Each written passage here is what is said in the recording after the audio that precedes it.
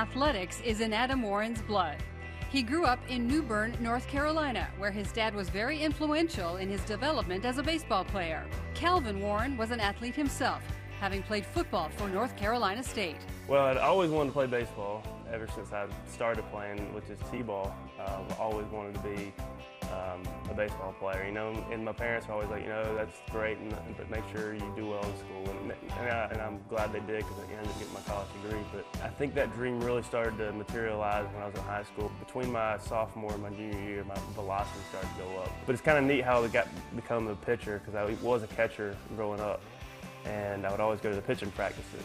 I would always just watch them work on mechanics and that sort of thing. And all of a sudden, I'm like, I think I can do this. So one day after pitching practice, I went out there and just started messing around, and the coaches started looking at me, hey, that's pretty good. So they started letting me pitch a little bit more, and I kind of developed, and I started liking, that one-on-one with the batter, that competition. So I got more into pitching, and like I said, once that velocity started to go up, after my sophomore year in high school, that's when I started realizing, hey, I might be able to do something beyond high school with this. I think the biggest person that's helped me with my pitching career has been my dad. He still catches bullpens to this day for me. He's caught me for so long that he knows when things look right, when things don't look right, and it's almost like he can watch me throw while he's catching me, which is pretty neat. His success as a pitcher in high school led him to his opportunity at the University of North Carolina. I think the main thing that sold me on the college at first was the coaches. The coaching staff was great. A lot of the universities I looked at were really nice, but I think the coaches really sold it on me. So it was neat for me just to be close to home, but far enough away where I was kind of mature enough at my own pace as well, kind of away from my parents.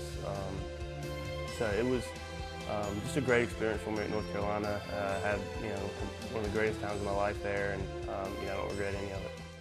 In his freshman year with the Tar Heels, the team made it to the College World Series, and Andrew Miller, who the Yankees recently signed, was one of the main starters on that club. My freshman year is really when you saw the North Carolina program really start to take off, because you had guys like Andrew Miller, Daniel Bard, just guys that were kind of big names for the program and got drafted high. And, it's kind of like, I want to be like those guys. After that, we kind of grew into that role of, hey, we want to be the leaders, we want to be the stars of the team, and we brought in a lot of good talent after that. I mean, Dustin Ackley, Kyle Seager, Matt Harvey.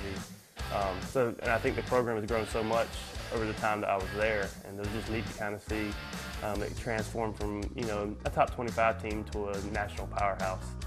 After his junior year, Warren was drafted by the Cleveland Indians, but he decided to go back to college, finish his senior year, and get his degree.